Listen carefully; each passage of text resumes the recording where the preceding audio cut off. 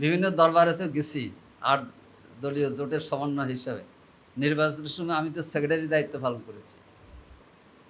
বহু আলেম ওলামা এসেছেন। দেখেন খেলাফত মজলিসকে আমরা সরাসরি ২২ আর আরও ৫টা টোটাল ২৯টা আসন ছেড়েছি।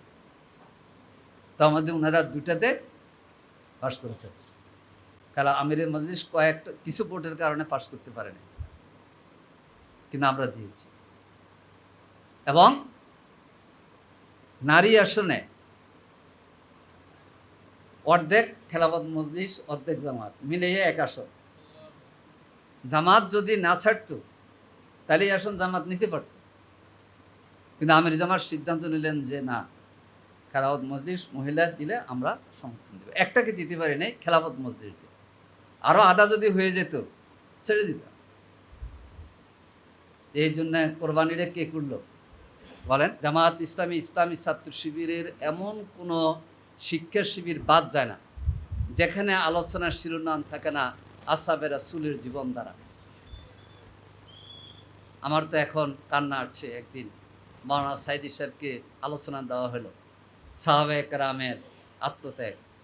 উনি আলফালাতে বক্তৃতা করতেছেন। সাহাবায়ে কেরামের ঈমান ত্যাগের চেতনা নিয়ে আমাদের আন্দোলনে এগিয়ে এসেছে। এখন কেউ নতুন নতুন কথা বলে আমাদেরকে আমাদের আদর্শ থেকে সরাতে পারবে না। এজন্য আসুন, ধন্যবাদ আজকের ইসমাতুল আম্বিয়া এবং আদালতের সাহাবা। এটা দিয়ে কিছু জটিলতা তৈরি করতে চাইছে কেউ কেউ মাঠে, আশা করি পারবে না। কি বলেন? কারণ আপনারা তো আছেন। আপনারা কারা? ওয়াকাইয়্যিম মিন নাবিয়্যিন কাতালা মাআহু রিব্বিয়ুনা কাসীর। আল্লাহর দ্বীনের জন্য এমন অনেক মুজাহিদ আছে, এমন নবী ছিলেন কাতালা মাআহু রিব্বিয়ুনা কাসীর। বহু আল্লাহওয়ালা লোক এই নবীদের নেতৃত্বে লড়াই করেছে। ফামা ওয়াহানু লিমা আসাবাহুম ফি সাবিলিল্লাহ ওমা দাউহু ওয়া মাস্তাকানু আল্লাহু ইউহিব্বুস সাবিরিন। তারা দুর্বল হয় নাই, তারা হতাশ হয়ে যায় নাই, তারা বড়কে যায়নি। আমরা বড়কে যাব? যে আলেম আমাদের গালি দিবে আমরা তাদেরকে সম্মান দেখাবো। আল্লাহ তাআলার কোরআনে কারীমে সূরা বাকারার ১৩৭ নম্বর আয়াতের ৩৮ নম্বর আয়াতের যে কথা, আমরা নিজেকেও রাঙ্গাইতে চাই, আমাদের সমাজটাকেও রাঙ্গাইতে চাই। এক এক মিম্বরে এক একজন বসবেন, একই মিম্বরে সবাই বসতে পারবে না, কিন্তু সব মিম্বরের কথা একটা হবে, আন আকিমুদ্দিন ওয়ালা তাতাফাররাকু। সকল মিম্বরের কথা একটা হবে, লাকাদ আরসালনা রাসূলানা বিল বায়্যিনাত ওয়া আনজালনা মাআহুমুল কিতাব ওয়াল মিজান লিয়াকুমান নাস বিল কিসত। সকল মিম্বরের একই কথা আপনারা উপস্থাপন করেন, ইন্নাল্লাহা ইয়ামুরু বিল আদলি ওয়াল ইহসান ওয়া ইতাই যিল কুরবা। এই আয়াত ছাড়া খুতবা তো শেষ হয় না। ওয়াইয়ানা আনিল ফাহশাই ওয়াল মুনকারি ওয়াল বাগি ইয়াইযুকুম লাআল্লাকুম তাযাক্কারুন। দেখেন কতগুলো জায়গায় মিল আছে, কিন্তু মিল এক জায়গায় থাকে না।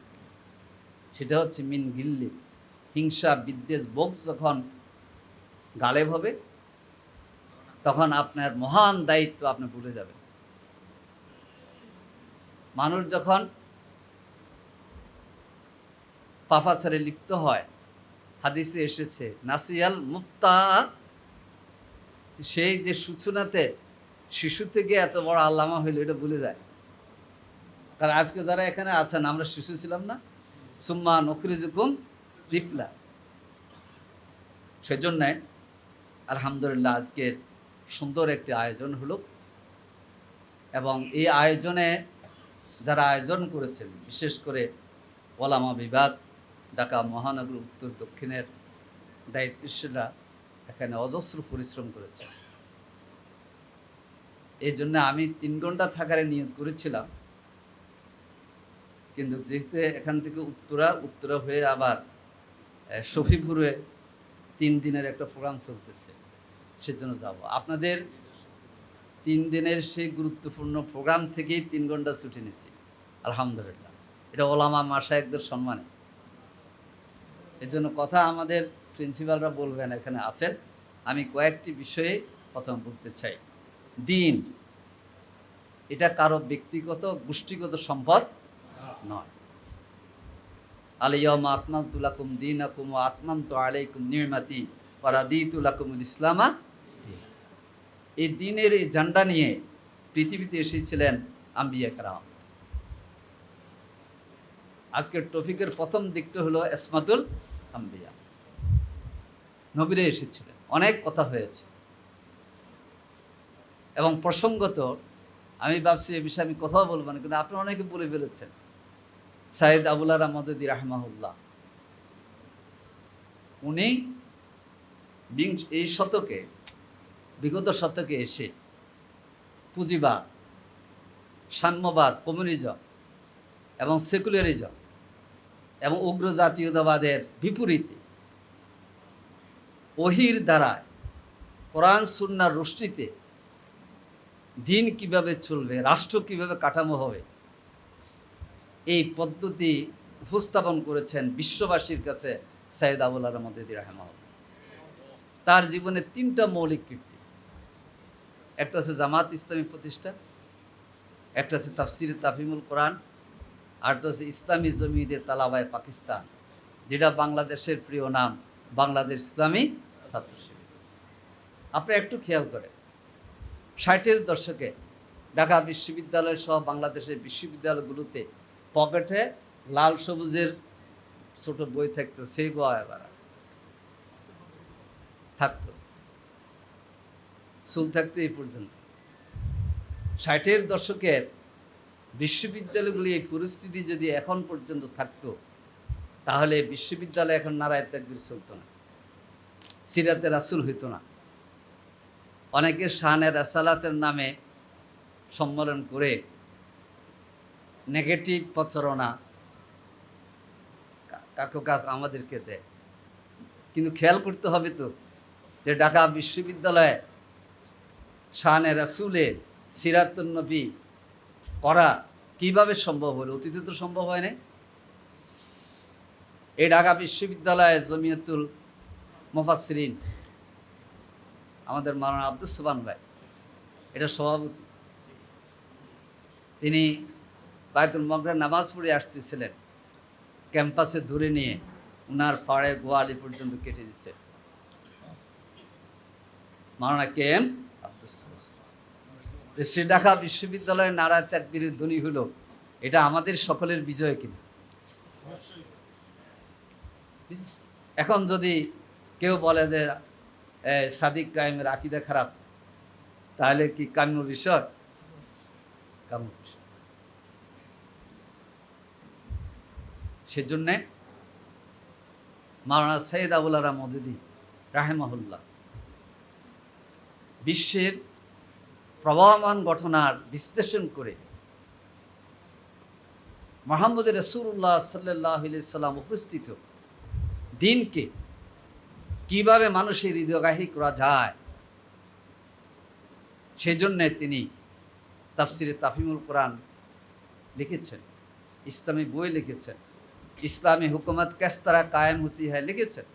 আজকে যারা সমালোচনা করছেন, যিনি ভারতবর্ষের আলেম ছিলেন, তিনি যখন জমিয়তে উলামা ইসলামের নেতা ছিলেন, তখনই তো মাওলানা মদদি তার পত্রিকার সম্পাদক ছিলেন না? ছিলেন তো। আপনাদের থেকে তো আপনাদের আকাবিররা মাওলানাকে বেশি ছিলেন, সম্মানিত করেছে। 1951 সালে পাকিস্তানের শাসন ব্যবস্থায় তৎকালীন প্রধানমন্ত্রী চেয়েছিল আনন্দের কাছে যে আপনারা কেবল ইসলামের কথা বলেন। দেখেন, পাকিস্তানের সংবিধানের ইসলাম হবে এটার রূপরেখা দেয়, 31 দফা প্রণয়ন করেছিল। এই 31 দফার প্রণয়নে খসড়া করেছিলেন মাওলানা সাইয়েদ আবুল আলা মদদি এবং পাকিস্তানের তৎকালীন মুফতি শফি সাহেব সহ সেখানের যারা সালাফি, যারা হানাফি, যারা এই আপনার সুন্নি এবং শিয়া সহ সব আলেমদের সিগনেচার আছে। এই সিগনেচার কিন্তু এখনো আছে। 51 সালে আলেমরা এক হয়েছে, আর এখন আমরা পারি না। কি বলেন? 51 সালে তো ইসমাতুল আম্বিয়া লেখালেখি হয়েছে মাওলানা। খেয়াল করতে হবে আপনার। 1976 সালে ওনাকে তো খতিবে আজম বলা হতো, মাওলানা সিদ্দিক আহমদ সাহেব, কি চিটাগাঙ্গের খতিবে আজম।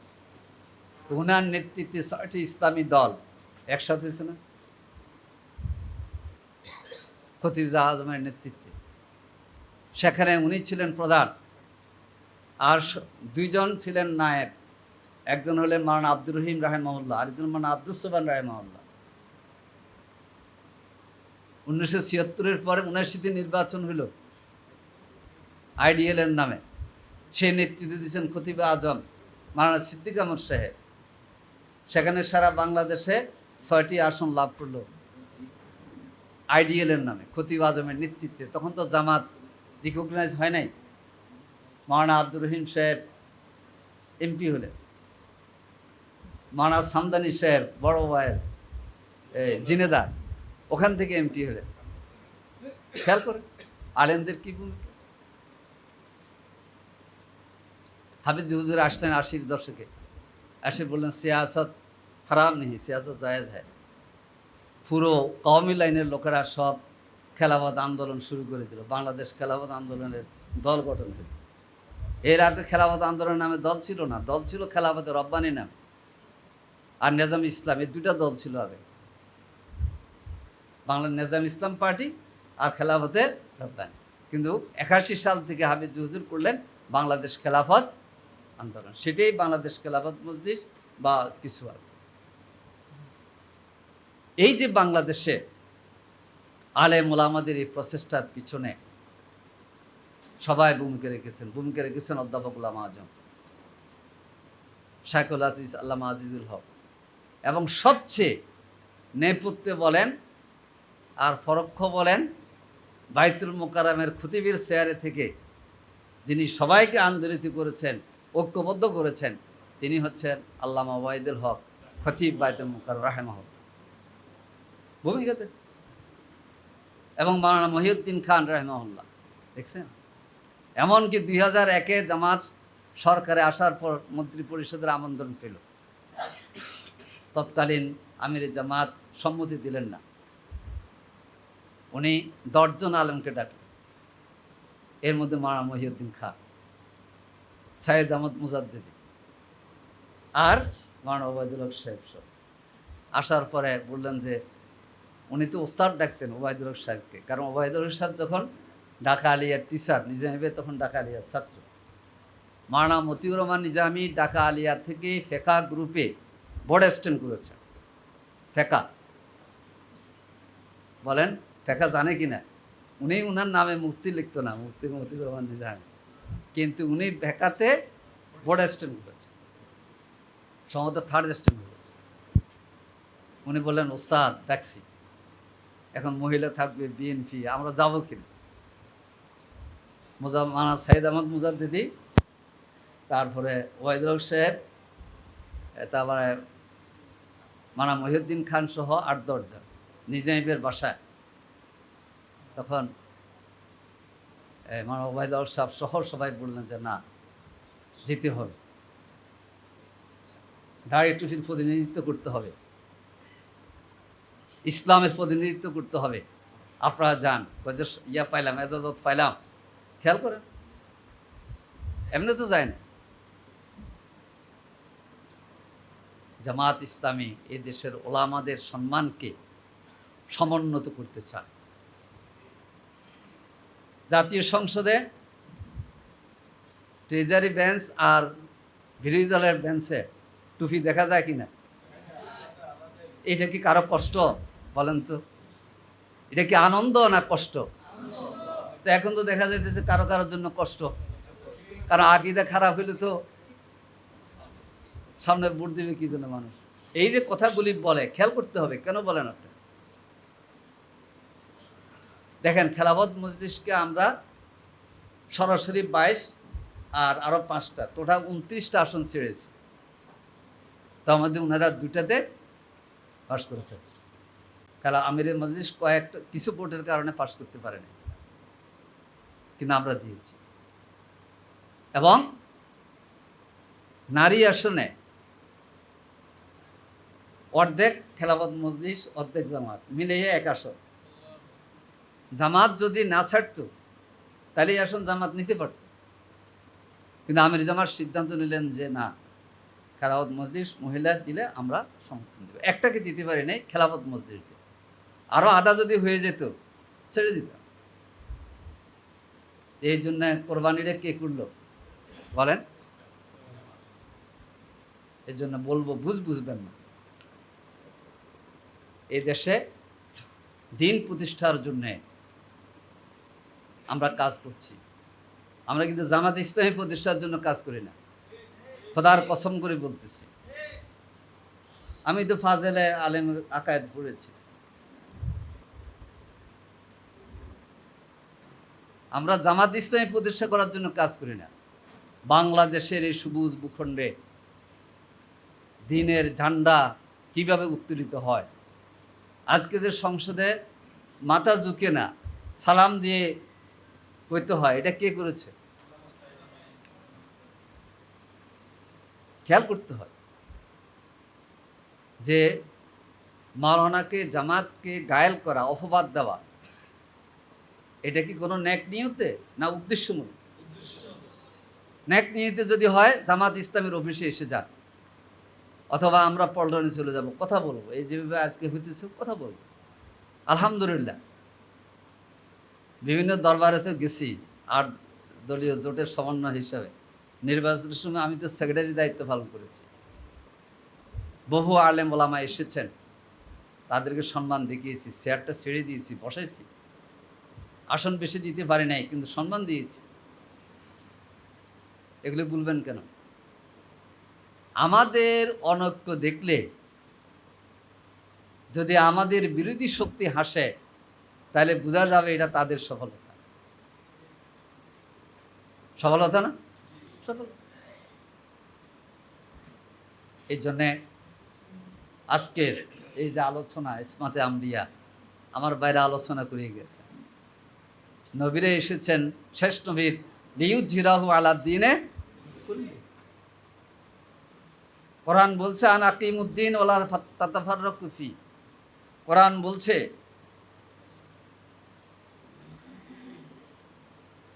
ওয়ালা তাকুনু কাল্লাযিনা তাফাররাকু ওয়াখতালাফু মিন বা'দি মা জাআহুমুল বায়্যিনাত ওয়া উলাইকা লাহুম আযাবুন আযীম। কোরআন বলছে ইখতিলাফ করো না, পৃথক হইও না।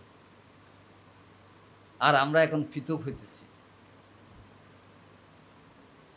কি জন্য বলবেন? মাওলানা নিজামী কি জন্য জীবন দিয়েছে বলেন? উনি তো বিশ্বশ্রেষ্ঠ আলেম ছিলেন। উনি সমঝোতা করলে কিন্তু ওইদিকে যাওয়া লাগতো না। উনি পাশি রশি দিকে বলেছেন, যখন পাশি রশি ধরতে যাচ্ছেন তখন ডিসি দাঁড়ানো। ডিসি বলতেছেন, স্যার কি করছেন? বলছে, না, আমি মানুষদেরকে দার্সে কোরআন, দার্সে হাদিস, দিনের যে কথা বলে উদ্বুদ্ধ করেছিলাম আল্লাহর কাছে পৌঁছার জন্যে, আজকে সে মাহেন্দ্র খন আমি পেয়ে গেছি। আল্লামা সায়েদী 15 বছর 1 মাস কেন তাকে জেলে থাকা লাগলো বলেন? বিশ্বশ্রেষ্ঠ আলেম, সবাই চেনে, সবাই চেনে। এবং একজন সিকিউরিটি, পুলিশ অথবা অন্য সংস্থা, তো ওনাকে রিমান্ডে নিয়েছে, পায়ে পড়ে যাচ্ছে। উনি বললেন, তুমি পায়ে পড়তেছেন কেন? তো স্যার, বহুদিন আপনার তাফসীর মাহফিলে ডিউটি করেছি, আপনার সাথে আমার মোলাকাত হয়নি, আপনার পাটা ছুঁয়ে আমি দোয়া নিতে চাই। ফাঁস হওয়া লাগবে না, দোয়া। 15 বছর 1 মাস কি জন্য জেল কেটেছেন? ওনাকে তো লোভনীয় প্রস্তাব দেওয়া হয়েছে, মাওলানা আপনি কিন্তু দল করলে বড় দলের চেয়ারম্যান হতে পারবেন, আপনি বাইরে চলে যেতে পারেন। কিন্তু আল্লামা সায়েদী তো বলেন নাই যে আমি আমার এই দেশের মাটিতে থাকব। এই জন্য কেন আমাদের মাঝে একতলাফ? আমরা তো সবাই এক হয়েছিলাম, 8 দল, কি বলেন? আলহামদুলিল্লাহ। আপনারা জানেন আমির জামাতের সাথে আমি চরমনায় গিয়েছিলাম। এরপরও আরও কত সাক্ষাৎ, এগুলি বলবো না। নির্বাচন আগে 2টা দল তীব্র সমালোচনা করে আমাদের, ওনাদেরকে ডেকেছে, আসছে, এক জায়গায় বসেছে, নিজেরা মেহমানদারি করেছে। আমরা বলছি যে আজকে আপনারা মেহমান, আমরা মেজবান। তাহের ভাই, আমি সহ আরও ছিলাম। আমরা এই সম্মান আগে দেখিয়েছি, এই সম্মান সমুন্নত থাকবে। আমরা ওলামা কেরামের জন্য কর্মী হিসাবে, সেবক হিসাবে কাজ করব, কিন্তু দিনের জন্য ক্ষতিকর এই অবস্থা থেকে সরে আসতে হবে। কি বলে? দেখেন, কষ্ট লাগে, বলে যে 5 বছরের মধ্যে জামাতের কাপড় খুলে ফেলে। কি বলে? জবাই করে দেব। এই দুইটা শব্দ মানায়? এবাদুর রহমানের সাথে মানায়? ওয়াইবাদুর রহমান আল্লাযীনা ইয়ামশুনা আলা আরদি হাওনা ওয়া ইযা খাতাবাহুমুল জাহিলুনা ক্বালু। সূরা রাদের 19 থেকে 22 নম্বর আয়াত আল্লাহ তাআলা ইন্নামা ইয়াতাযাক্কারু উলুল আলবাবের পরিচয় দিয়ে বলছেন, ওয়া ইয়াদ্রাউনা বিল হাসানাতি সাইয়্যা। তারা মন্দকে প্রতিহত করে কি দিয়ে? আপনারা লক্ষ্য করেছেন সাইয়েদ আবুল আলা মদদি কিন্তু কোনো এতরাজ বা সমালোচনা উনি বলবে তো আমার সময় নেই। এই জন্য অনেকে আমাদেরকে বলে যে জামাত এ করে না কেন, ওই করে না কেন। এটা আমাদের ওলামায়ে কেরাম উদ্যোগ নিয়েছেন, আমি ধন্যবাদ জানাই। এত বাহাস করার তো আমাদের দরকার নাই, করলে সময় যাবে। আসেন সবাই মিলে আল্লাহ তাআলা যে দিন, কোরআন হাদিসের আলোকে আমরা কিভাবে বাংলাদেশের জাতীয় সংসদে দাড়ি, টুপি, পাগড়ির প্রতিনিধিত্ব বাড়াইতে পারি। 1991 সালে 18 জন এমপির মধ্যে 10 জন আলেম ছিলেন। তাহলে কম না বেশি? আমাকে বলতেছিল যে অনেকে বলে জামাতের মধ্যে আলেম নাই। আজকে কি মনে হইলো আলেম আছে? আরে আমাকে নলে আলেম নাই বললেন। যদি আমি সারসিনা বা সুরমানায় পড়ি নাই, তবে ছোটোকালে আব্বা আবার সারসিনা যেত মুখরা। এবং আমি যখন শিবিরের সাথী শাখার সভাপতি, সাদা পাজামা পাঞ্জাবি ছিল, ওই যে আমার ইয়ারমিট আছে, সাদা জামা পরতাম, একেবারে নেসপোসা, সাদা টুপি, শিবিরের সাথী শাখার সভাপতি, কিন্তু সবাই মনে করতে চাচ্ছি না। হ্যাঁ, অসুবিধা কি? এই পোশাক যদি আমার দাওয়াতি কাজ, সাংগঠনিক কাজ করে, এই পোশাকের ব্যাপারে তো কোনো ইয়ে নেই।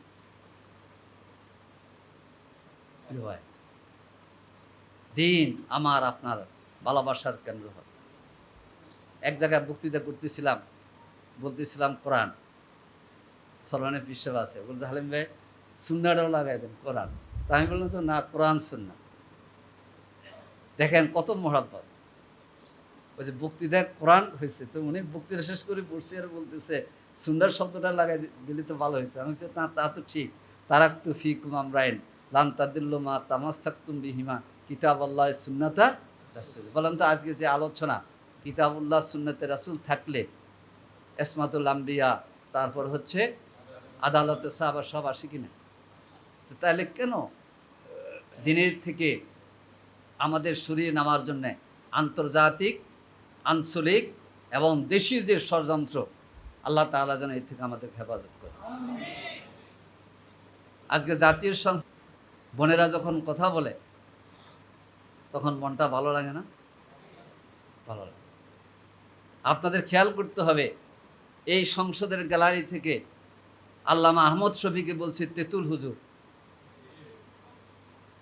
বলছি কিনা না? আমি কথা বলছি তেঁতুল হুজুর। হ্যাঁ, তেঁতুল হুজুর। আমি তখন মহানগরের নায়েবে আমির আল্লামা জোনায়েদ বাবনগরী গ্রেপ্তার হয়েছেন 2013 সালের 5ই মে।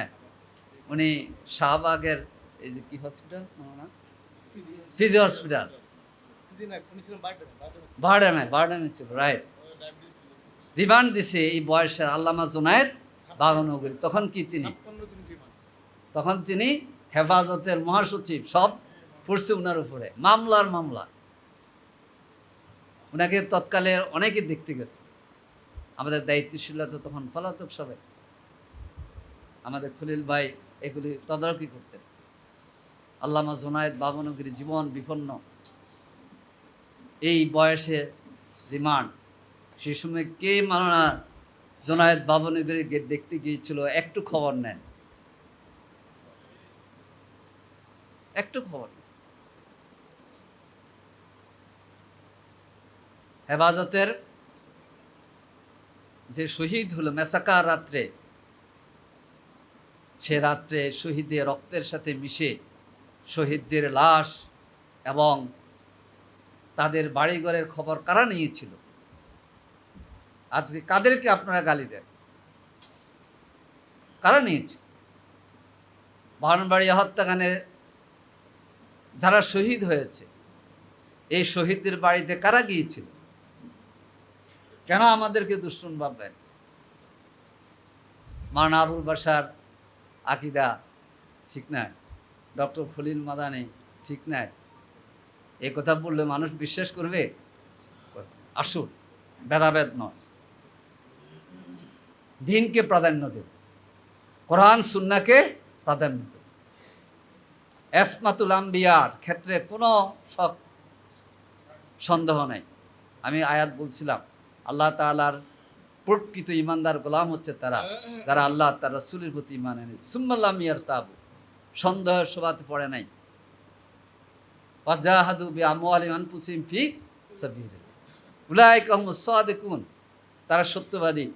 সূরা হাশরের আরেকটি আয়াতে লিল ফুকারাইল মুহাজিরিন আল্লাযিনা উখরিজু মিন দিয়ারিহিম দিয়া, ওই আয়াতে বলা হয়েছে উলাইকা হুমুস সাদিকুন উলাইকা হুমুল মুফলিহুন।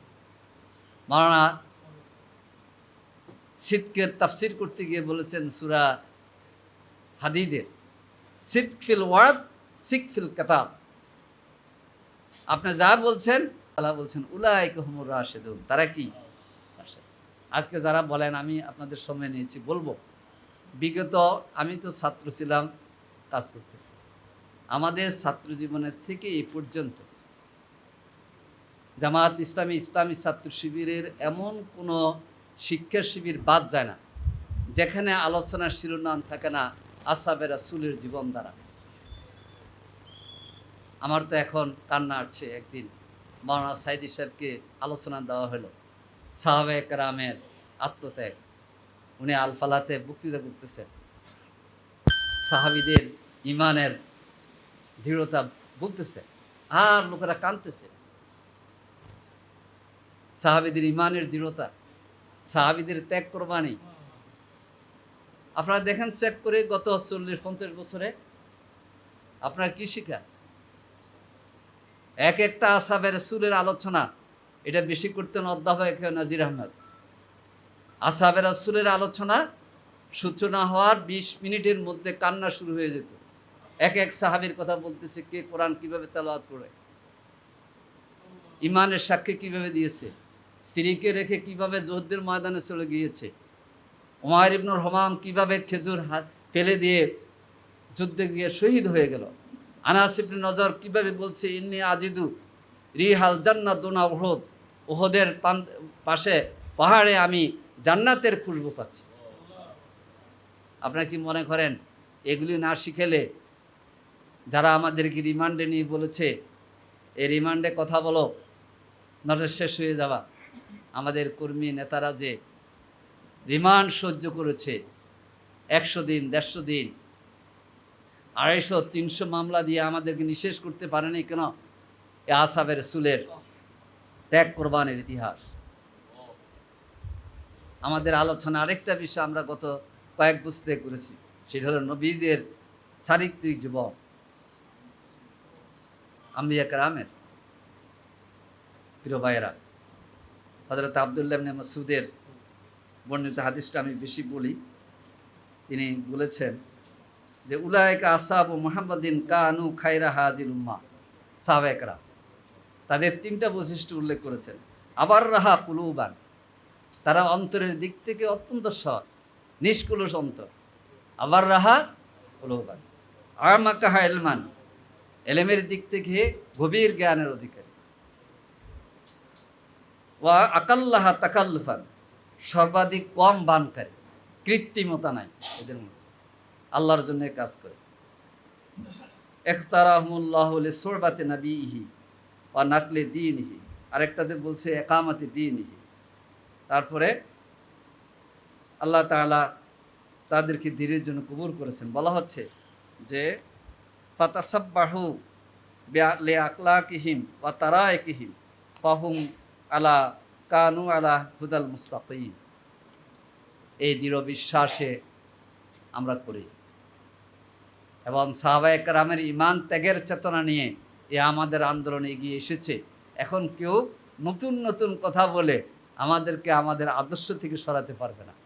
এজন্য আসুন, ধন্যবাদ আজকের ইসমাতুল আম্বিয়া এবং আদালতের সাহাবা, এটা দিয়ে কিছু জটিলতা তৈরি করতে চাইছে কেউ কেউ মাঠে, আশা করি পারবে না।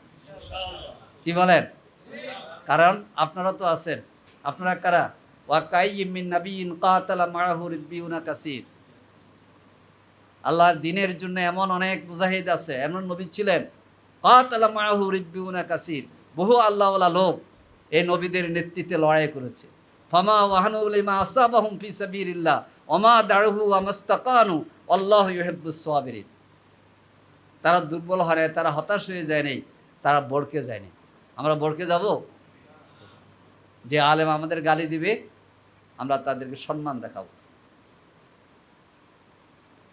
মনে পড়ে আমি ছাত্র জীবনে দায়িত্বশীল, তখন সেক্রেটারি জেনারেল ঢাকায় কেউ নেই, আমাকে দায়িত্ব দিয়েছেন শিবি যে আলেমদের সাথে আর রাজনৈতিক নেতা। আমি গেলাম মুফতি আমিনী সাহেব সাথে দেখা করতে, 11টা এদিকে, আর গ্রুপ ছিল আমার সাথে 2 জন মহানগরে। তো হযরত তো শুয়ে আছে, তো আমরা গিয়ে উনি যেখানে শুয়ে আছে আমরা বসলাম। কিছুক্ষণ পর উঠছে, বসে বলে যে আমি বললাম আব্দুল হালিম যে শিবিরের, আপনার সাথে ঈদের দিন দেখা করতে আসলাম মাওলানা হযরত। খুব খুশি। উনি ফ্রেশ হয়ে এসে বসলো, তো বসে কথাবার্তা বললাম, কেন্দ্রীয় সভাপতি সালাম দিলাম। এরপরে বলে যে না তোমরা আসছো, ঈদের এই গরু আর খাওয়া ছাড়া যেতে পারবে না, আমাদেরকে খাইয়ে দিন। মুফতি ফজলুল হক আমিনী সাহেব। আমরা ভালোবাসি দ্বীনের জন্য, আমাদের ভালোবাসা দ্বীনের জন্য। আসুন, আমি আরেকটা অনুরোধ করব, আমরা সমালোচনার জবাব দেব, কিন্তু সীমা লঙ্ঘন করা যাবে না, কাকো গায়েল করা যাবে না। ফাইজাল্লাযী বাইনাকা ওয়া বাইনাহু আদাওয়াতুন কান্নাহু ওয়ালিয়্যুন হামীম। মুক্তিযোদ্ধা আখতারুজ্জামান সাহেব অনেক সমালোচনা করতেন, এখন কি সমালোচনা করে? এখন বলে যে জামাত হয়ে গেছে, সে এগুলি করে না। বক্তব্য ঠিক আছে,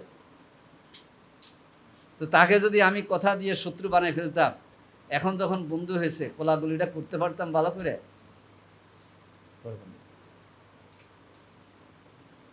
ইদফা বিল্লাতি হিয়া ওয়ালা তাস্তাবিল হাসানা ওয়ালা সাইয়্যা। এটা হচ্ছে আমাদের উসুল, কোরআনের উসুল, হাদিসের উসুল। ইনশাআল্লাহ বাংলাদেশের সকল মহল, সকল পর্যায়ের ওলামায়ে কেরামকে নিয়ে আমির জামাত যায় না, সারসিনে গেছে না, গেছে, কায়েদ সাহেবের কাছে গেছে, এদিকে আলে হাদিসদের ওখানে গেছে। বাংলাদেশের সবচেয়ে সকল মহলের কাছে আমরা যাব। আমরা মনে করি না যে আমরাই পারবো, না, আল্লাহর রহমত আমরা সবাই আলেম ওলামার, সব মহলের আলেম ওলামাকে নিয়ে বাংলাদেশের জাতীয় সংসদকে কোরআন হাদিসের ইসলামের সংসদ বানাবো। সর্বশেষ কথা বলতেছে, ভুলে যায়, কথা আসে, আমাদেরকে কোনো একটা দল আমাদের থেকে গিয়ে বলে যে জামাত শরিয়া চায় না, এই জন্য আমরা চলে আসছি, বলে না? এটা জবাব দিয়ে দেখেন, বিএনপি মহাসচিব গত কয়েকদিন আগে বলছে যে জামাত ইসলামী একটি রেজিমেন্টেড দল, শরিয়া ভিত্তিক রাষ্ট্র কায়েম করতে চায়, বলছে কিনা? এর থেকে বড় সাক্ষী আর লাগবে? লাগবে? বিএনপি মহাসচিব বলে যে জামাত ইসলামী শরিয়া ভিত্তিক রাষ্ট্র কায়েম করতে চায়, আর তারা আমাদের বিরুদ্ধে প্রচার চালায় যে মদিনাল ইসলাম যেখানে আছে ওখানে যাব। এই জন্যে এগুলো নিজেরা বুঝতে হবে, যৌক্তিকভাবে মানুষদেরকে আমরা বুঝাবো, কিন্তু সীমা লঙ্ঘন হয়, কোনো আলেমের ইজ্জতহানি হয়, এবং কোনো ব্যক্তি আমার ঘৃণার শিকার হয়, এই কাজ আমরা করব না। আল্লাহ তাআলা আমাদেরকে আম্বিয়া কেরামের হালাতে তাদের পথে এবং সাহাবায়ে কেরামের জীবন এবং কর্মের আলোকে পরিশুদ্ধভাবে ভূমিকা পালন করার জন্য তৌফিক দান করুন। সুবহানাকাল্লাহুম্মা বিহামদিক আশহাদু আল্লা ইলাহা ইল্লা আনতা আস্তাগফিরুকা